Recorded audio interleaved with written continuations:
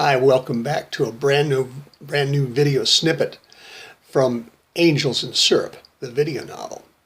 Today we're going to be reading the third part of chapter 4. So in just a minute after the commercial, we'll get started.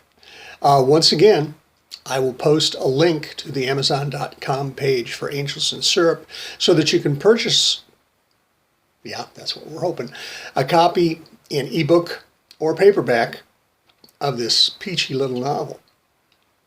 I guarantee there'll be lots of angels and lots of miracles, and it won't be anything like you expected. Okay, so if you're ready, here we go. Visions, huh? Dave thought. More religion, he muttered to himself as he read the page. The page told Dave that a dream was something you saw when you were asleep, and a vision was something you see when you are awake. A vision was clearer than a dream and completely unequivocal.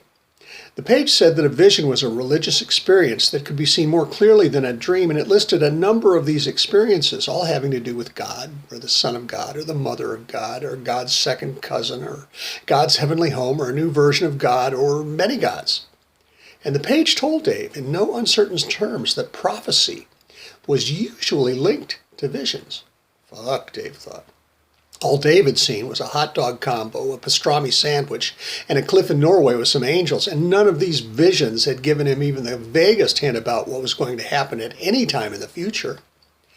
Either Dave wasn't very good at this vision stuff, or his experience wasn't in that ballpark. But regardless, Dave knew that he didn't want to know anything that would be foretold from his time with the angels. Dave would not be prognosticating anything, he hoped.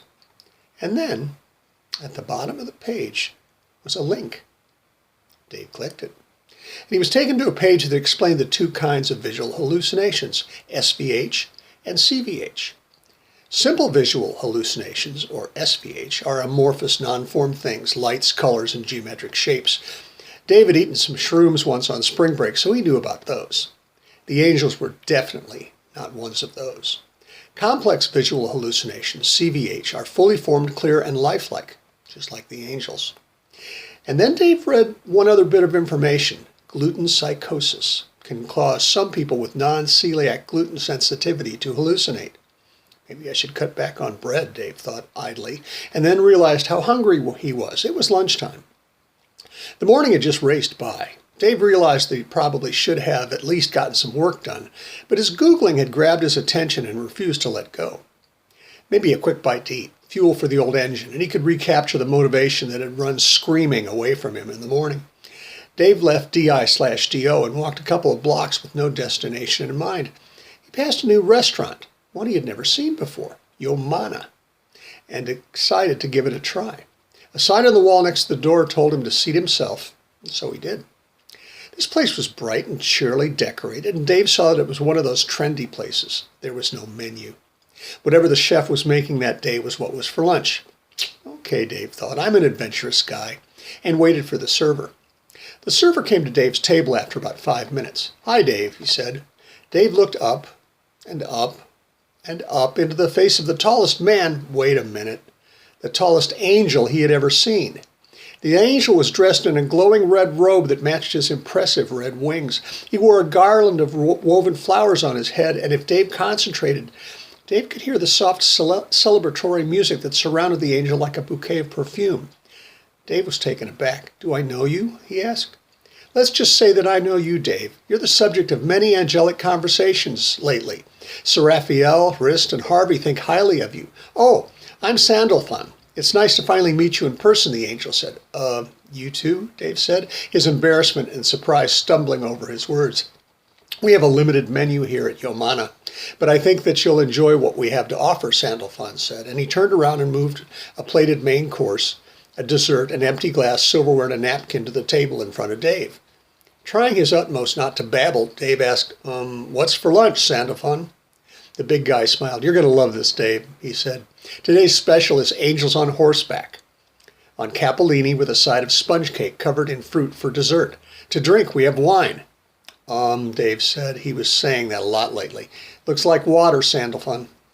The tall angel laughed. It's an angel joke, Dave. You'll get it soon enough. What is angels on horseback? Dave wondered, half to himself. It's an old-fashioned canapé that we made into a light luncheon meal, Sandalphon explained. Oysters wrapped in bacon and baked until they're perfect. And when they are brought to the table, there's a dish of lemons and limes to spritz over them, and the pasta. Dave nodded, and Sandalphon left to attend to his other customers. The angel also left the bill turned upside down on the tablecloth. Dave turned the paper over. Written in a beautiful hand were the words, "The first one's free, Dave. See you soon, S." When Dave returned to DIDO after lunch, which had been excellent, he did have to admit, he tried his best to work on the Crepe House sheets. And Dave succeeded, too, for about an hour. Then thoughts began to shove their way past his concentration.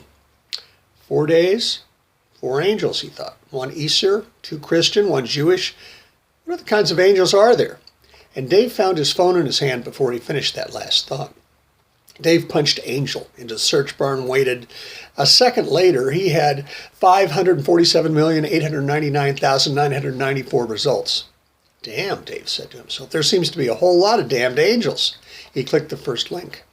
In Buddhism, he discovered, celestial beings or angels are called devas. These devas can appear as anything they like, and they apparently take great delight in their creativity and their appearance. In Hinduism, the shining ones, who are also called devas, are minor gods. The evil ones are the asuras, and the beneficent ones are the asparas, beautiful heavenly nymphs who are always present for a good sacrifice, and the lipika, who exert some control over karma. The good ones inspire and help, and the bad ones discourage and frustrate. The Norsemen had their Valkyries, who carried the fallen heroes to Valhalla and served them mead for eternity. Dave thought of Frist. She was angelic. He could certainly say that about her. The Vikings also had spirit animals, called fylgr. These creatures accompanied mankind and reflected the character of the persons they represented. But fylgr were shapeshifters and transformed as they chose.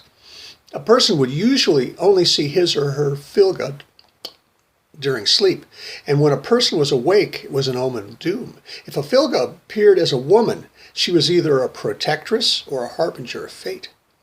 The Celts had the fairies and lesser goddesses who performed the duties usually taken by angels in other cultures. The Greeks called their heavenly beings, who were messengers, angeliophores. In Egypt, the Hunmanit were the servants of the sun who took the form of rays of sunlight and cared for everything under the sun.